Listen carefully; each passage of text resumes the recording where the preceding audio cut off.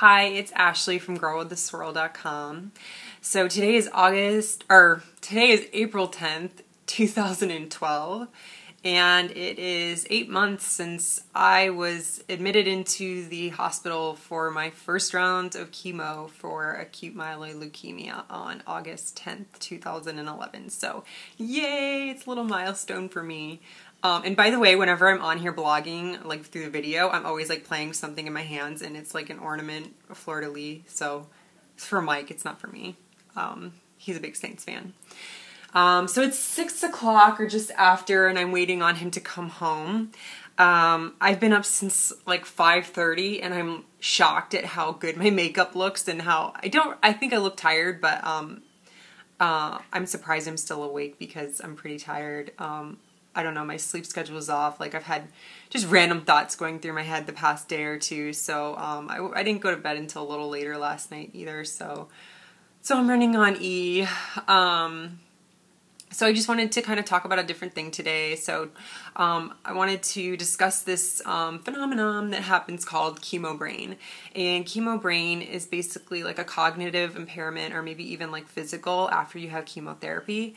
And I guess it could be enhanced by stress and other medications, and whatever else you're dealing with through the process of going through cancer and treatments. And I've definitely experienced some of the side effects, I think, of Chemo Brain. Obviously, sometimes I sit here and I pause and I'm waiting to gather words. But other examples would include, I've had to deal with the hospitals and billing and my insurance company and trying to just basically clear up some of the billing charges from last year that we feel are wrong and that the insurance company is kind of trying to pass off. So that's been a lot of fun, and it seems like whenever I was getting on the phone, especially like a month ago, I was having the hardest time trying to explain things. I couldn't come up with the words. I couldn't really carry on like a normal conversation on the phone, especially when it dealt with finances. And so I had to have my parents speak on my behalf a lot.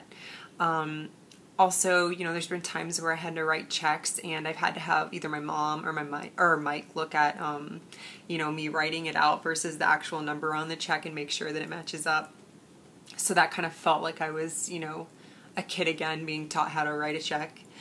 And there's also been times where I don't really feel like I can sit down and read a book. I think I've had friends who are like, wow, this is so great. You must have all this time to like read a book or read all these books. And yeah, I've read a couple books, but it always seems to be like at least a month and a half to 2 months out from each chemo treatment that I actually want to read a book. So like, I only really get like a 2-week grace period, it seems like, or 3 weeks to read.